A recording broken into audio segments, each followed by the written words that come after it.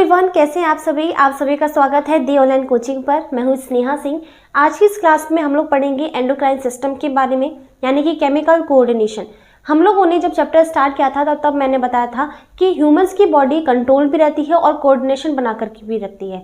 तो हमारी बॉडी में रासायनिक समन्वयन भी होता है। अब ये रासायनिक समन्वयन क्या होता है? हम लोगों ने तंत्रिका तंत्र यानी कि नर्वस सिस्टम के बारे में पढ़ा था। तो नर्वस सिस्टम तो था, तो अब ये केमिकल कोऑर्डिनेशन क्या है, यानी कि रासायनिक समन्वयन क्या है, इसी को हम आज की इस क्लास में समझेंगे। ठीक है, जिसका हमारा जो इम्पॉर्टेंट पार्ट है वो हमारा है एंडोक्राइन सिस्टम, जिसमें हम हार्मोन्स को पढ़ेंगे और हार्मोन्स के अलग अलग वर्ड्स भी होते हैं, तो उनके बारे में भी समझेंगे। ओके, तो बिना किसी देरी के चैप्टर को स्टार्ट करते हैं। चलिए शुरू करते हैं केमिकल कोऑर्डिनेशन इन ह्यूमंस। इसी तरीके से प्लांट्स में भी हमें कोऑर्डिनेशन देखना पड़ेगा, क्योंकि उनमें एब्सेंट होते हैं क्या, नर्वस सिस्टम। तो नर्वस सिस्टम के एब्सेंस में वहां पर केमिकल कोऑर्डिनेशन बनाना पड़ता है, तो इसलिए उनमें भी हार्मोन्स होते हैं। ओके, हर चीज को डिटेल में जानेंगे। हार्मोन्स क्या होते हैं, क्या उनका काम होता है, किस तरह हम पहचान सकते हैं कि कोई जो ग्लैंड है वो एक्सोक्राइन है या फिर एंडोक्राइन है। ओके, चलिए शुरू करें। आज का हमारा टॉपिक है केमिकल कोऑर्डिनेशन।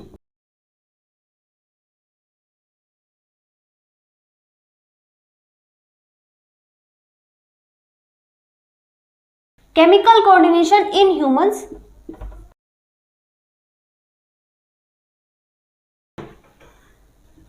मानव में रासायनिक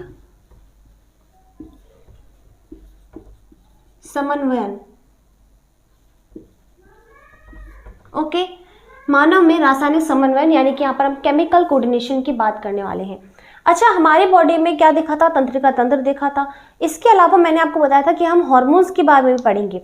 याद करो वो दिन जब हम लोग लाइफ प्रोसेस को पढ़ रहे थे और उसमें हम लोगों ने काफ़ी सारे सिस्टम्स के बारे में देखा था, जैसे कि हम लोगों ने पाचन तंत्र को देखा, हम लोगों ने श्वसन तंत्र को देखा, परिसंचरण तंत्र, उत्सर्जन तंत्र, ये सब चीज़ें देखी थी ना।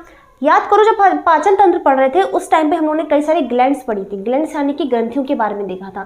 जैसे मानव शरीर की सबसे बड़ी ग्रंथि हमने यकृत के बारे में देखा था, है ना, कि यकृत क्या है? ग्रंथि है, जो कि क्या करती है?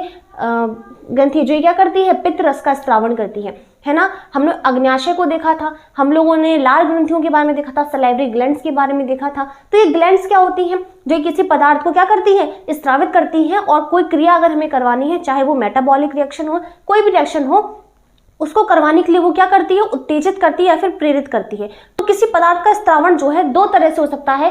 तो एक तो वो हमारा, या तो हम बोलेंगे कि वो एंडोक्राइन के थ्रू हो रहा है या फिर वो एक्सोक्राइन के थ्रू हो रहा है। अच्छा, अब मेरी बात सुनो, यहाँ पर रासायनिक समन्वयन का मतलब है कि कोई ऐसा केमिकल रिलीज हमारी बॉडी करती है जो कि क्या करवाएगी? किसी क्रिया को करवाएगी। ठीक है, उत्तेजित करती है या फिर प्रेरित करती है। यहाँ पर हम लोग पढ़ेंगे एंडोक्राइन सिस्टम के बारे में। एंडोक्राइन सिस्टम के बारे में, एंडोक्राइन सिस्टम। अब एंडोक्राइन का मतलब होता है, हिंदी में से बोलते हैं अंतःस्रावी। अंतःस्रावी, ओके, अंतःस्रावी। अंतःस्रावी का मतलब है अंता में होता है इनर। अंता का मतलब होता है इनर, और स्रावी का मतलब होता है सिक्रीशन।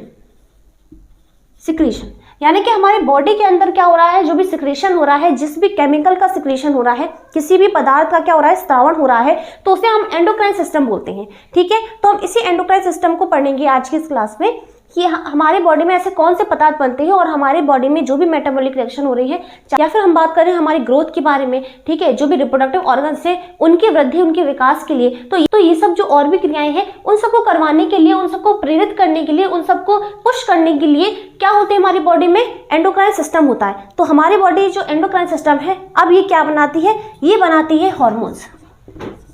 ये बनाती है क्या? ये बनाती है क्या? हार्मोन्स।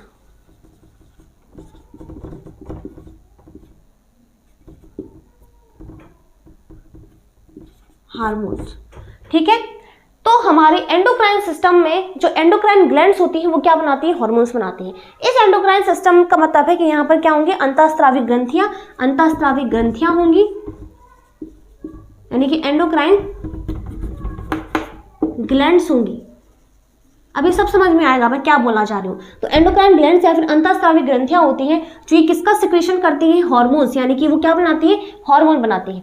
ओके, तो जैसे कि हम लोगों ने जब हम लोग पाचन तंत्र या फिर डाइजेस्टिव सिस्टम पढ़ रहे थे तो वहां पर हम लोगों ने कई सारे ग्लैंड्स के बारे में देखा था, और मैंने आपको वहां पर ये बताया था कि ये जो भी ग्लैंड्स होती हैं जो कि हमारी डक्ट यानी कि किसी नलिका के द्वारा जुड़ी रहती हैं या फिर नलिका के द्वारा वो किसी पदार्थ का स्रावन करती हैं, तो हम उन्हें क्या बोलते हैं, हम उन्हें एक्सोक्राइन या फिर बहिस्रावी ग्रंथि बोलते हैं। ठीक है, अब देखो मैं यहाँ पर अंतर बताती हूँ कि अंतःस्रावी ग्रंथि और बहिस्रावी ग्रंथि का मतलब क्या होता है। ठीक है, यहीं पर देख लो,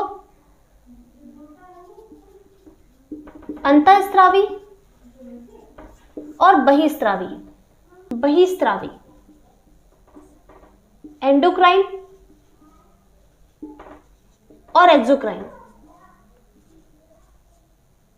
ठीक है, एंडोक्राइन और एक्सोक्राइन यानी कि हमारी अंतःस्रावी और बहिस्रावी। देखो नाम से वैसे बहुत क्लियर है, इसमें मुझे डिफरेंस बताने की जरूरत ही नहीं है, क्योंकि पता है नाम ही में क्या है, इनका जो अर्थ है वो छुपा हुआ है। क्यों? अंता का मतलब होता है अंदर, मैंने अभी इसका मतलब बताया कि हमारे अंतःस्रावी का मतलब होता है कि जो हमारी बॉडी के अंदर इनर सिक्रेशन हो रहा है उसका मतलब होता है। अब यहाँ पर जो हमारी बहिस्रावी ग्रंथि होती है ये हमारी एक्सोक्राइन, एक्सो का मतलब होता है बाहर, तो इसका मतलब ये नहीं है कि हमारी बॉडी बाहर से कुछ सिक्रीट कर रही है, इसका मतलब ये है कि ये किसी डक्ट के थ्रू यानी किसी नलिका के द्वारा क्या करती है, किसी पदार्थ का स्रावण कर रही है। और वहीं दूसरी जगह अगर हम अंतःस्रावी की बात करें तो ये डक्टलेस होती है, यानी कि इसमें कोई नलिका नहीं पाई जाती, और ये सीधा जो भी इसको केमिकल छोड़ना पड़ता है ये सीधा ब्लड में छोड़ता है। ठीक है, तो ये हमारा सीधा ब्लड में क्या करता है, ये हमारा सीधा ब्लड में कोई भी जो मटेरियल होगा, कोई भी पदार्थ होगा, उसको सीधा ब्लड में रिलीज कर देगा, सीधा ब्लड में सिक्रेट कर देगा। और जहां हम बहिस्रावी ग्रंथि बात करें, और ये जो एक्सोक्राइन होती है ये हमारे डक्ट के थ्रू जाती है। ठीक है, तो ये तो डायरेक्ट क्या होती है, ब्लड के पास ये भी किसी भी पदार्थ का क्या करती है, स्रावण करती है, लेकिन ये सीधा ब्लड के पास जो है, सीधा ब्लड के पास इसका सिक्रेशन नहीं करती। यानी किसी पदार्थ का सिक्रेशन या किसी भी पदार्थ का स्रावण सीधा ब्लड में ना हो तो उसे हम बहिस्रावी ग्रंथि बोलते हैं, और किसी पदार्थ का जो स्रावण है वो सीधा ब्लड में हो रहा है तो वो हमारा अंतःस्रावी के अंदर आता है। ओके, तो ये हमारी तो ये हमारी डक्टेड होती है, डक्टेड यानी कि नलिका युक्त, और ये हमारी होती है नलिका विहीन यानी कि डक्टलेस, डक्टलेस यानी कि नलिका विहीन। तो ये अंतर होता है। जैसे कि सलाइवरी ग्लैंड्स की बात करो तो क्या था, जो सलाइवरी ग्लैंड्स थी माउथ में, टाइलिन, ये क्या करती है, टाइलिन का स्रावण करती है। ये क्या करती है, टाइलिन बनाती है। टाइलिन यानी कि जो ये क्या करता है, मंड का पाचन करता है। ये सब पढ़ाया है मैंने, मंड का पाचन करता है। ठीक है, जो कार्बोहाइड्रेट्स होती है उसको पचाने का काम करता है। तो जो सलाइवरी ग्लैंड्स होती हैं ये क्या करती हैं, ये लार यानी कि सलाइवा का सिक्रीशन करती हैं, और ये जो सलाइवा होती है उसमें क्या होता है, टाइलिन होता है, जो कि टाइलिन क्या करता है, मंड यानी कि कार्बोहाइड्रेट का पाचन करता है। पढ़ा है, ठीक है, सब कुछ पढ़ा है। तो यहाँ पर जो सलाइवरी ग्लैंड्स है तो ये क्या थी, इनमें डक्ट्स थी। क्या थी, हमारी 3 जोड़ी लार ग्रंथियां होती हैं, टोटल 6 जो ग्लैंड्स होती है सलाइवरी वो होती हैं, है ना। तो क्या था कि जो ग्लैंड थी, जो ग्रंथियां थी वो क्या कर रही थी, वो किसी डक्ट के द्वारा यानी किसी नलिका के द्वारा सिक्रेशन कर रही थी, किसका, सलाइवा यानी कि लार का, है ना। जैसे कि पैरोटिड ग्लैंड थी, जो पैरोटिड ग्लैंड थी सलाइवरी ग्लैंड्स में, वो क्या कर रही थी, उसमें जो डक्ट थी उस डक्ट का नाम क्या था, स्टेंशन नलिका, है ना। जो सब मैक्सिलरी ग्लैंड थी, जो हमारी सब मैक्सिलरी ग्लैंड थी वो हमारी थी वार्टन नलिका। तो ये नलिका क्या है, ये नलिका वही तो है, डक्टेड। तो ये जो हमारी पैरोटिड ग्लैंड या फिर तो ये जो हमारी सलाइवरी ग्लैंड्स होती है ये किस टाइप का है, तो ये किस टाइप की ग्लैंड है, ये हमारी बहिस्रावी ग्रंथि यानी कि ये हमारी एक्सोक्राइन ग्लैंड है। ठीक है, तो एक्सोक्राइन ग्लैंड वो होती है जो किसी नलिका के द्वारा किसी पदार्थ का स्रावण करती है और किसी कोशिका में पहुंचाया जाएगा। ठीक है, किसी डक्ट के द्वारा पहुंचाया जाता है। तो हमारे माउथ में देखो होता क्या है, देखो मैंने कर्णमूल का मतलब क्या है कि यहाँ पर कान के पास जो हमारी एक लार ग्रंथि है वो पाई जाती है, तो हमारे यहाँ पर पाई जाती है। तो जो लार है तो यहाँ से लेकर तो यहाँ की अगर बात करें तो लार हमारे यहाँ से मुंह में कैसे आ रही है, डक्ट के द्वारा। ठीक है, तो जैसे कि ये अगर हम बात करें तो हमारे मान लो यहाँ पर एक ग्लैंड है, ठीक है, कर्णमूल ग्रंथि है, और ये हमारा माउथ है। ठीक है, ये हमारा क्या है, माउथ है।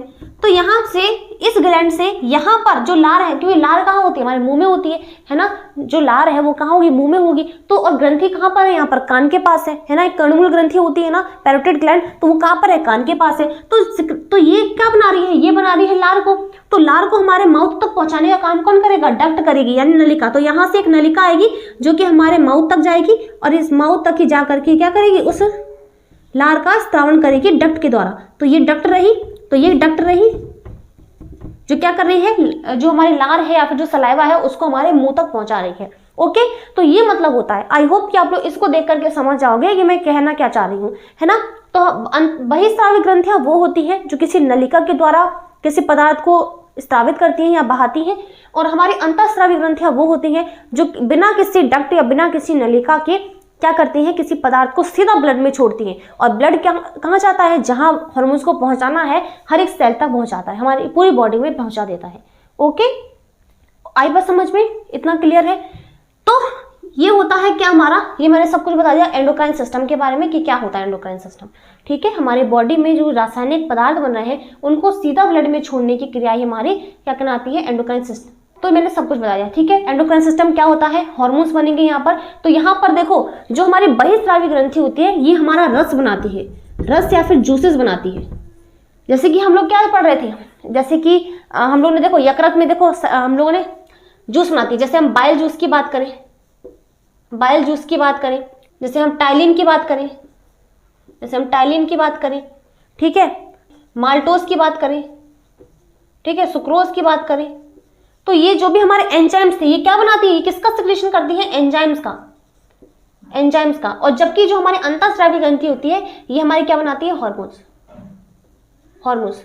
तो जो हमारी बहिस्रावी ग्रंथि है वो एंजाइम्स बनाती है, वो रस यानी जूसेस बनाती है। लेकिन जो हमारी अंतःस्रावी ग्रंथि है ये क्या बनाती है, ये हमारी बनाती है हार्मोन्स को।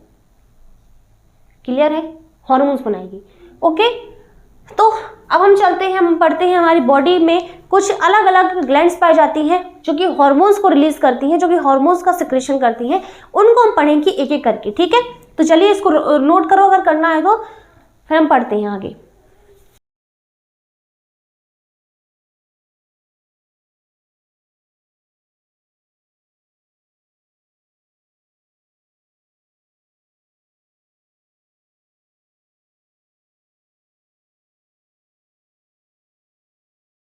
सबसे पहले हमारी जो ग्लैंड आ रही है वो हमारी है पिट्यूटरी ग्लैंड, पिट्यूटरी ग्लैंड।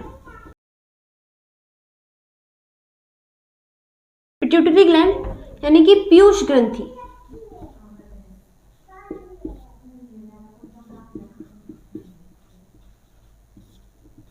यहाँ पर देखो जरा, ये इस पिक्चर में जो इस बार मैंने पिक्चर्स भी ऐड की हैं ताकि आप देख सको, समझ सको कि मतलब ये जो चीज़ है वो क्या है और कहाँ वो लोकेटेड होती है और कहाँ किससे जुड़ी रहती है। ये जुड़ी रहती है हाइपोथैलेमस से, हाइपोथैलेमस से। ठीक है, हाइपोथैलेमस से जुड़ी रहती है। ओके, इसका डायग्राम बनाने की कोई जरूरत नहीं है क्योंकि एग्जाम में डायग्राम नहीं पूछता, सिर्फ और सिर्फ ये इसका काम पूछता है कि जो पीयूष ग्रंथि है ये किस चीज का हार्मोन बना, ये कौन सा हार्मोन बनाती है, उस हार्मोन का काम क्या होता है, नाम क्या है, ये सब चीजें। ओके, तो आपको यहाँ पर डायग्राम जो है बनाने की कोई जरूरत नहीं है। यहाँ पर जो डायग्राम आपको दिख रहा है उसको देख लो अच्छे से, उसमें देख लो कि पीयूष ग्रंथि कहाँ पर लिखी हुई है। ओके, ठीक है, इसे हम मास्टर ग्लैंड भी के नाम से भी जानते हैं, मास्टर ग्लैंड, मास्टर ग्लैंड। ठीक है, ये क्या है, मास्टर ग्लैंड है क्योंकि ये क्या करती है, बॉडी में जितनी भी क्रियाएं हो रही हैं यानी पूरी बॉडी को क्या करती है, नियंत्रित करके रखती है। अभी इसके हम हार्मोन्स को देखेंगे, काफ़ी सारे हार्मोन्स ये बनाती है, काफ़ी सारे हार्मोन्स को सिक्रीट करती है हमारी पिट्यूटरी ग्लैंड। ठीक है, काफ़ी सारे हार्मोन्स को क्या करती है, रिलीज करती है। तो इसको मास्टर ग्लैंड इसलिए बोला जाता है, काफ़ी सारे हार्मोन्स बनाएगी ये। ओके, और हर हार्मोन का एक विशेष काम होता है। मुख्य रूप से इसका जो काम है वो ये है कि शरीर को क्या करती है, नियंत्रित करती है। ठीक है, अब एक एक करके इसके हार्मोन्स को हम पढ़ते हैं। सबसे पहला जो हार्मोन आता है उसे हम बोलते हैं GH हार्मोन या फिर इसे हम बोलते हैं ग्रोथ हार्मोन्स, ग्रोथ हार्मोन या फिर वृद्धि हार्मोन, वृद्धि हार्मोन। ठीक है, GH या फिर जीएच या फिर ग्रोथ हार्मोन या फिर इसे गोनाडोट्रोपिन रिलीजिंग हार्मोन भी कहते हैं। यानी कि ये जो हमारा हाइपोथैलेमस है ये क्या करता है, जीएनआरएच का भी स्रावन करता है। तो यहाँ पर लिख लो, ये भी क्या है, एक तरह की ग्लैंड ही है जो कि किसका स्रावन करती है, जीएनआरएच का, जीएनआरएच का, gonadotropin releasing hormone, gonadotropin releasing hormone. ठीक है, तो जो हमारी पिट्यूटरी ग्लैंड होती है क्या करती है, जीएच यानी ग्रोथ हार्मोन को बनाएगी। यहाँ पर हम हार्मोन लिखेंगे, यहाँ पर हम उसका कार्य लिखेंगे और यहाँ पर लिखेंगे कमी। ठीक है, तो यहाँ पर हम हार्मोन का नाम लिखेंगे। चलो ये इसको हम यहाँ थोड़ा ऊपर लिख दें, हर चीज बन जाएगी। यहाँ पे मास्टर ग्लैंड यहाँ लिख देते हैं, मास्टर ग्लैंड। ठीक है, यहाँ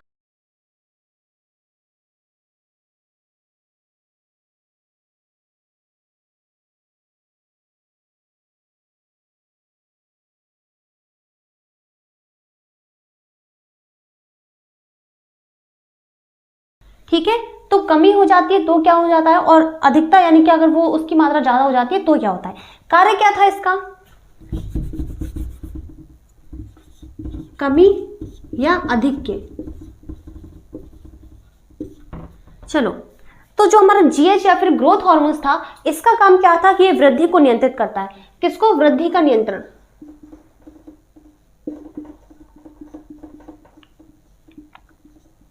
वृद्धि का नियंत्रण करता है।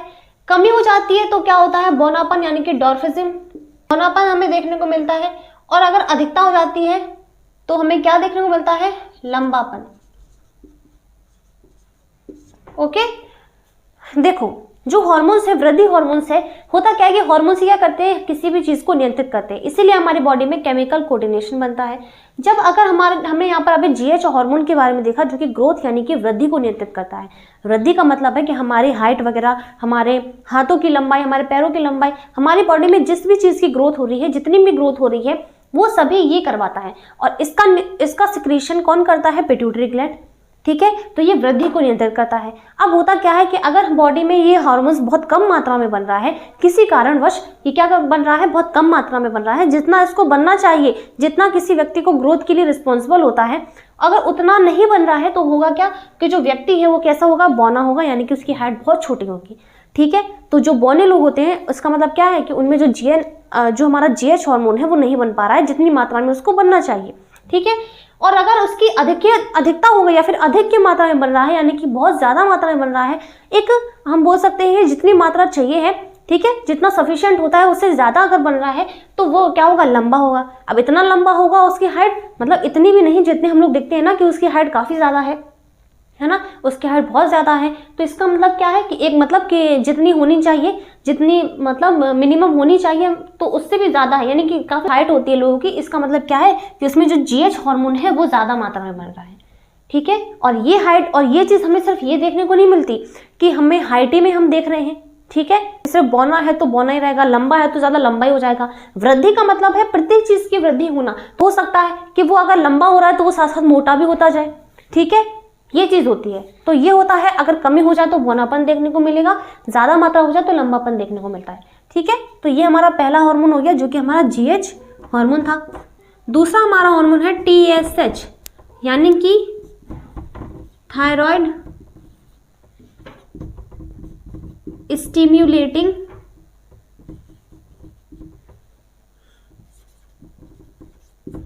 Hormone. Okay, thyroid stimulating hormone TSH, यानी कि थायराइड उत्तेजक हार्मोन। देखो अभी हम लोग एक और ग्लैंड के बारे में पढ़ेंगे जिसका नाम है थायराइड ग्रंथि। ठीक है, थायराइड ग्लैंड के बारे में। अब ये हमारी जो पिट्यूटरी ग्लैंड होती है, इसका काम ये नहीं है कि ये सिर्फ और सिर्फ जो ये खुद हार्मोन बना रही है उनका सिक्रेशन करेगी। ये काफी सारे ग्लैंड्स को क्या करती है, उत्तेजित या फिर प्रेरित करती है ताकि वो अपना अपना हार्मोन क्या करें, रिलीज करें। तो इसका काम क्या है कि जो हमारी थायराइड ग्लैंड होती है, जो हमारी थायराइड ग्रंथि होती है, उसको उत्तेजित करती है ताकि वो जो हार्मोन बना रही है, जो थायरॉक्सिन हार्मोन बना रही है, उसका सिक्रेशन यानी कि स्रावन करे। ठीक है, तो इसका काम क्या है, थायराइड ग्रंथि को थायरॉक्सिन हार्मोन के स्रावण के लिए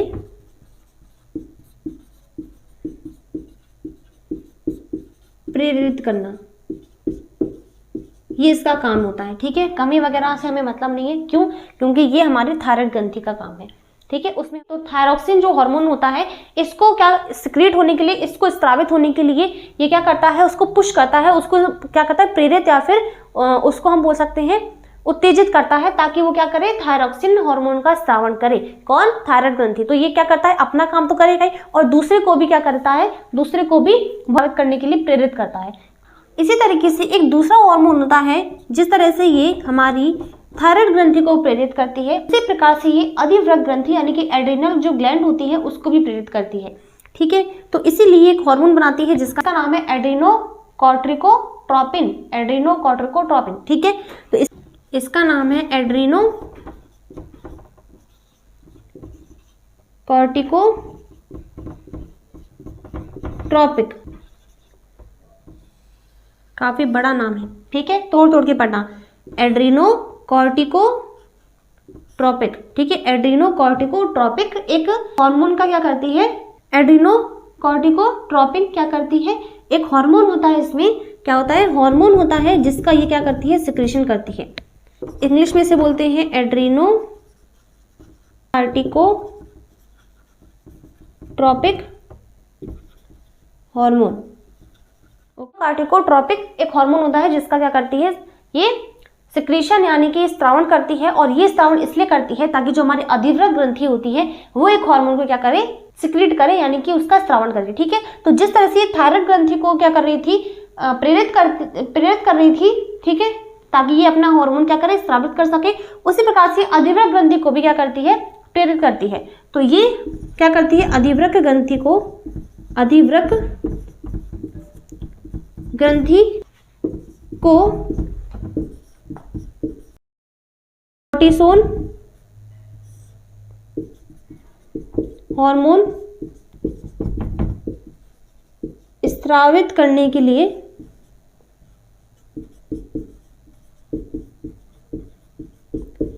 प्रेरित करती है। ठीक है, तो जो हमारी पिट्यूटरी ग्लैंड होती है या फिर जो पीयूष ग्रंथि होती है, ये कॉर्टिसोन जो हार्मोन होता है जो कि हमारे अधिवृक्क ग्रंथि बनाती है, इसको स्रावित करने के लिए ये क्या करता है, प्रेरित करता है। तो प्रेरित करने के लिए या फिर प्रेरण के लिए कौन सा हार्मोन बनाता है, एड्रेनोकॉर्टिकोट्रोपिक हार्मोन बनाता है। आई बात समझ में? चलिए अब नेक्स्ट हम हार्मोन की बात करते हैं, जो कि हमें इसको रफ करना पड़ेगा ऊपर। ओके,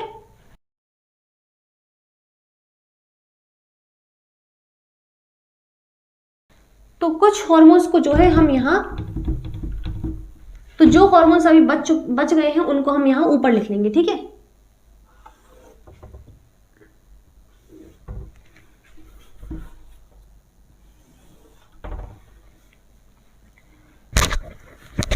अब इसके बाद जो हार्मोन बनता है फोर्थ वाला, ये हमारा होता है फॉलिकल स्टिम्युलेटिंग हार्मोन।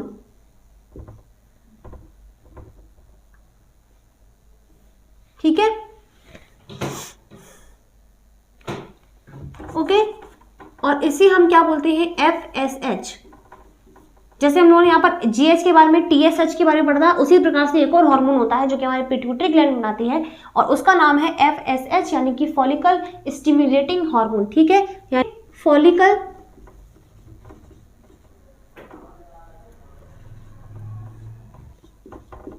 उत्तेजित हार्मोन। तो ये फॉलिकल उत्तेजित हार्मोन है, यानी कि फॉलिकल स्टिम्युलेटिंग हार्मोन होता है। ये जो फॉलिकल स्टिम्युलेटिंग हार्मोन होता है, जो हमारा फॉलिकल उत्तेजित हार्मोन होता है, ये मेल और फीमेल दोनों में ही प्रेजेंट होता है।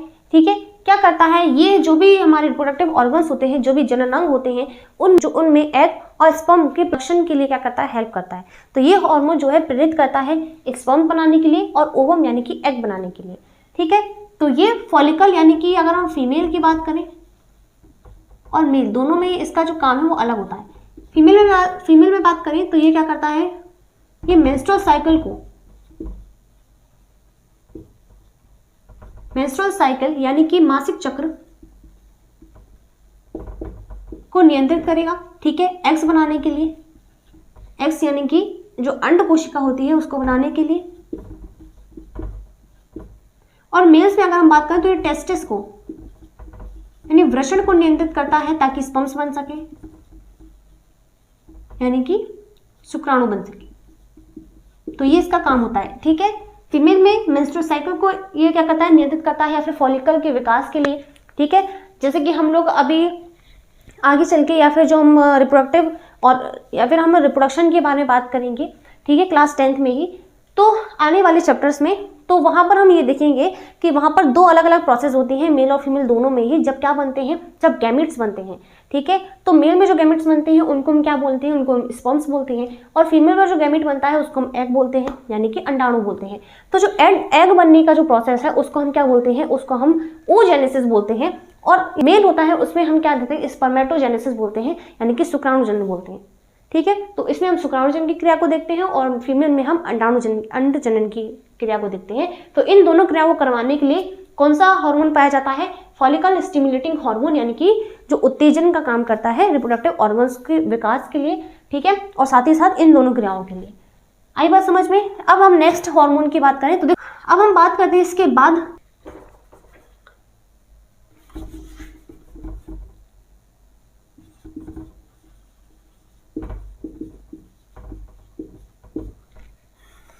अब इसके बाद एक और हार्मोन बनता है जिसका नाम है प्रोलैक्टिन, प्रोलैक्टिन हार्मोन।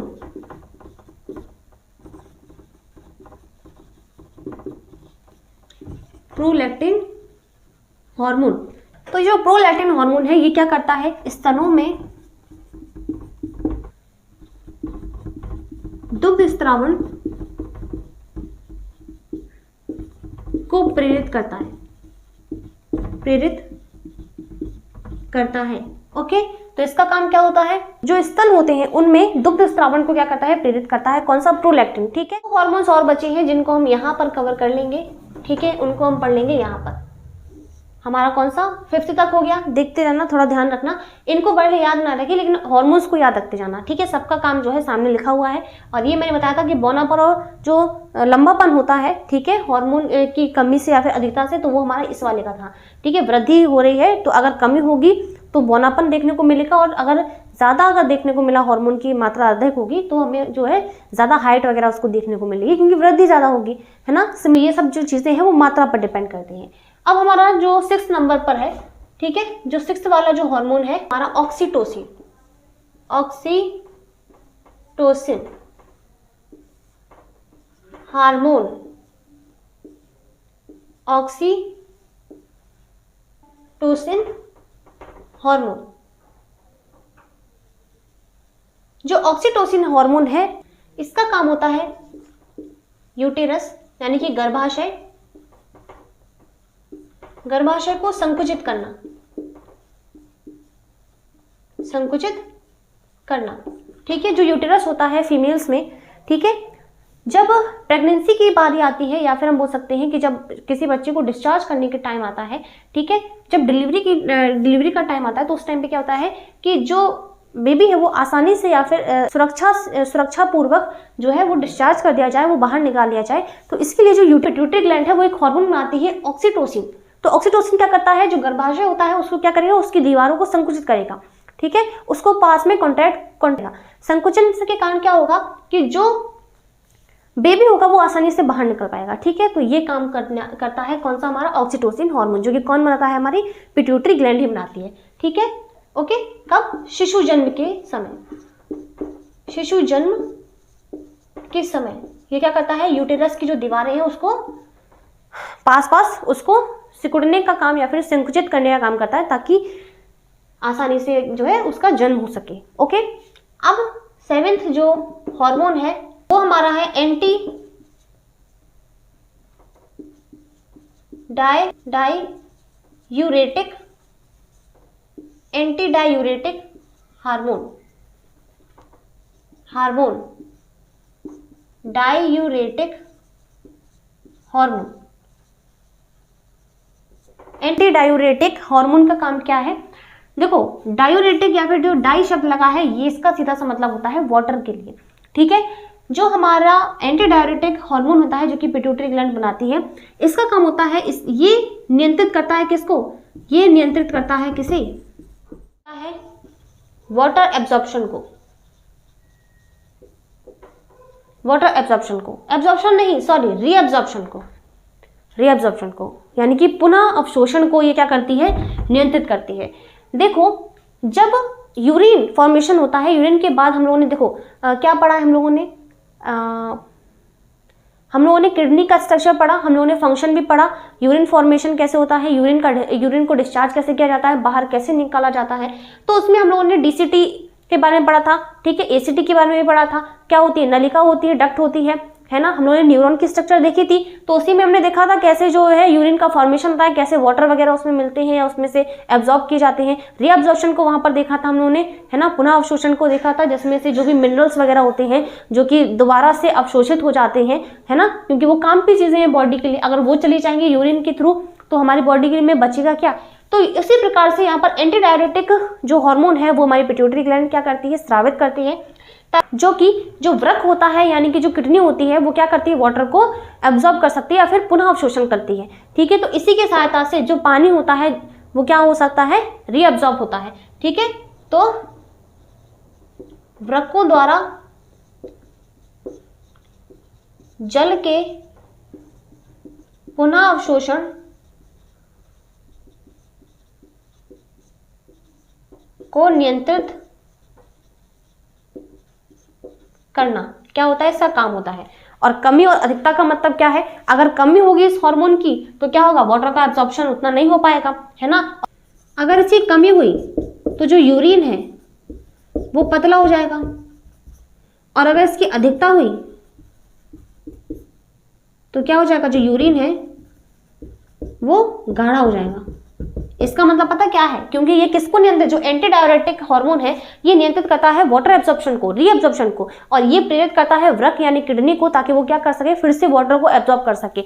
अगर इसकी कमी हुई, अगर ये हार्मोन कम मात्रा में बना तो ये हार्मोन उसको सिग्नल नहीं पहुंचा पाएगा, वृक्क को पता ही नहीं चलेगा कि मुझे जो है वाटर को एब्जॉर्ब करना है, रीअब्जॉर्ब करना है। तो कमी से क्या होगा, जो यूरिन है वो पतला होता जाएगा, यानी कि वाटर जो है यूरिन के थ्रू बाहर निकलता ही जाएगा, ठीक है। और अगर अधिकता हुई तो अधिकता में क्या होगा, ये हार्मोन ज्यादा मात्रा में बनेगा और पूरे टाइम जो है जो हमारा वृक्क है वो क्या करेगा, इसको रीअब्जॉर्ब करता रहेगा, तो यूरिन क्या हो जाएगा, काफी ज्यादा गाढ़ा हो जाएगा, ठीक है। तो ये कारण होता है, डायबिटीज जो है इसी का फॉर्म होता है। तो डायबिटीज में क्या होता है, यही दिक्कत होती है।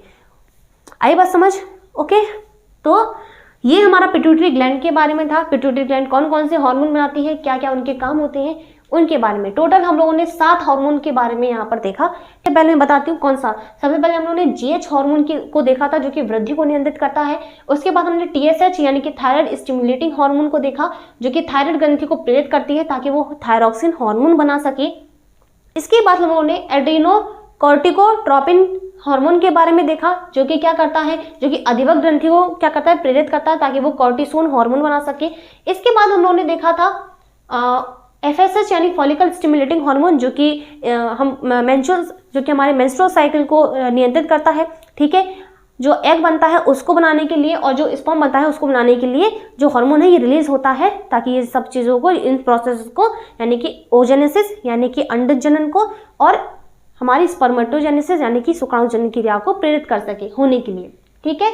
इसके बाद हम लोगों ने प्रोलैक्टिन हार्मोन बनाएगा जो कि स्तनों में जो दुग्ध स्रावण होता है उसको प्रेरित करता है, यानी कि जो दुग्ध बनता है या फिर जो महिलाओं में, ठीक है, दूध का निर्माण होता है उसको प्रेरित करने के लिए ये हार्मोन बनता है, कौन सा, प्रोलैक्टिन। इसके बाद हम बात करें, यहाँ पर आ जाओ, ऑक्सीटोसिन हार्मोन बना था जो कि क्या करता है, यूटेरस को बहुत ज़्यादा संकुचित करने की कोशिश करता है जब डिलीवरी की बात आती है, ठीक है। तो उस टाइम पर जो है शिशु जन्म के समय यूटेरस को बहुत ज़्यादा संकुचित करने का काम करता है। उसके बाद लास्ट हार्मोन है जो हमारा एंटी डायरेटिक हार्मोन जो कि वृक्क को प्रेरित करता है ताकि वो वाटर का रीअब्जॉर्प्शन कर सके। तो ये 7 हार्मोन्स थे जो कि हमारे पिट्यूटरी ग्लैंड बनाती है और ये इसका सिक्रेशन भी करती है। उम्मीद है कि आपको आज की इस क्लास में पिट्यूटरी ग्लैंड और उसके द्वारा जो हार्मोन्स स्रावित किए जाते हैं उनके बारे में आपको समझ में आया होगा। आज की क्लास पसंद आई होगी। तो मिलते हैं अब अगली क्लास में जब हम लोग थायराइड ग्लैंड को पढ़ेंगे, ठीक है, और उसके द्वारा जो हार्मोन बनाए जाते हैं और इसके अलावा हम लोग और भी कई ग्रंथियों के बारे में पढ़ेंगे, ठीक है। तो मिलते हैं अगली क्लास में अगले टॉपिक के साथ, तब तक के लिए bye bye, take care and thank you so much.